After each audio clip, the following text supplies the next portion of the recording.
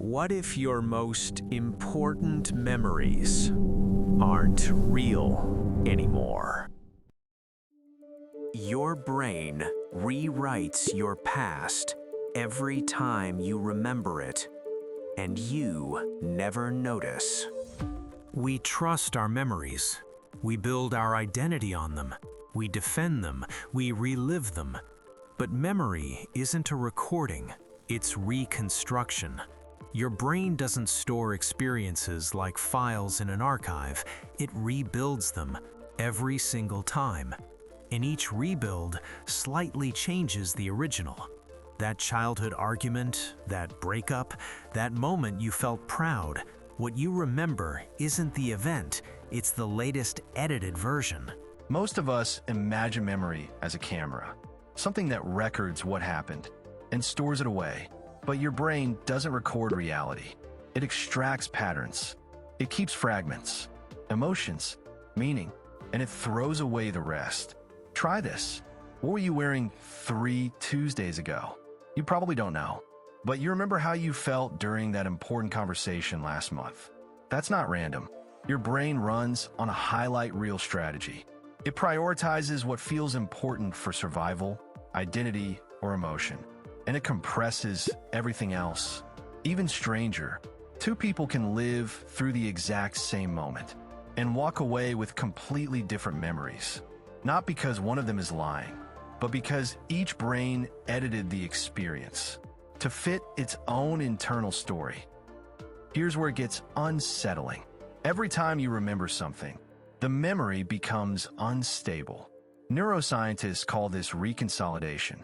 When you recall an event, your brain temporarily unlocks it. It becomes editable, and when it gets stored again, it may not be exactly the same. New emotions can attach to it.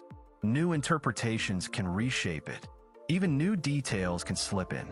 Your brain isn't trying to deceive you. It's trying to keep your story coherent.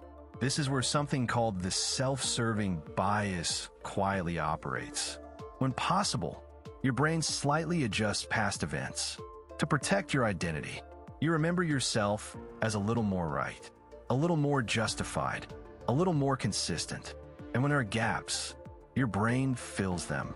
Not randomly, but in ways that make the narrative make sense. That confident story you tell about how everything always goes wrong, it might be built from selectively highlighted scenes and quietly edited transitions. So what's actually happening inside your brain? Memory isn't stored in one place. It's a collaboration. The hippocampus acts like an archivist. It binds together the pieces of an experience. Sights, sounds, context. The amygdala highlights what felt emotionally intense. Fear, pride, shame, joy. And your prefrontal cortex, the rational, narrative-building part, helps interpret what it all means. When you remember something, these systems work together again. But here's the key. They don't just retrieve. They reconstruct. An emotion plays a powerful role in this reconstruction. The stronger the feeling, the stronger the memory trace, but not necessarily the more accurate it is. In fact, intense emotion can increase confidence, while decreasing precision. Over time, something even more interesting happens. Specific memories, what psychologists call episodic memories, begin to transform. They slowly condense into broader beliefs. That time I failed becomes, I'm not good at this. That person hurt me becomes, people can't be trusted. The details fade, the story remains, and that story becomes part of your identity. If your brain is constantly editing your past, then you might be living inside a story you never consciously chose. A story shaped by emotional highlights, by protective edits, by repeated interpretations.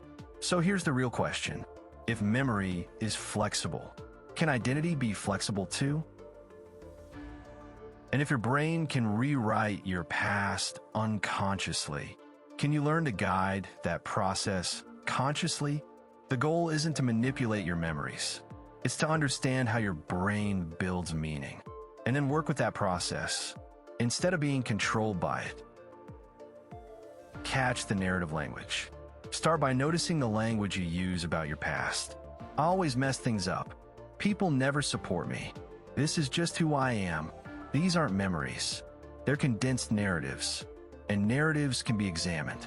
Ask yourself, is this a single event or a repeated interpretation? Memory journaling, reconsolidation in action. When you recall a difficult memory, write it down in detail, then add something most people skip. Context. What was happening in your life at that time? What were you afraid of? What did you not know yet? This doesn't erase the event. It widens the frame. And when a memory reconsolidates inside a wider frame, its emotional intensity can shift. Reinterpretation versus self-deception. There's a difference between rewriting reality and updating perspective. You're not saying, it didn't hurt.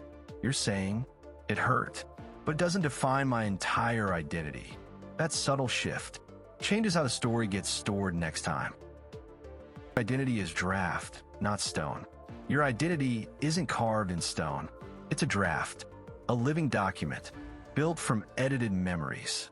And every time you revisit a defining moment, with awareness, you slightly influence the next version of that draft. Slowly, gradually, safely. The practical loop. Notice the story, revisit the memory, expand the context, allow reconsolidation, repeat. That's not self-deception. That's neural updating. Your memory is not a vault. It's a workshop. Every time you walk in, something gets adjusted, something gets softened, something gets reinforced. That doesn't mean your past is fake. It means it's alive, and the story you tell yourself is still being written. Carefully, quietly, repeatedly. You are not just the events that happen to you. You are the meaning your brain built from them. And meaning can evolve.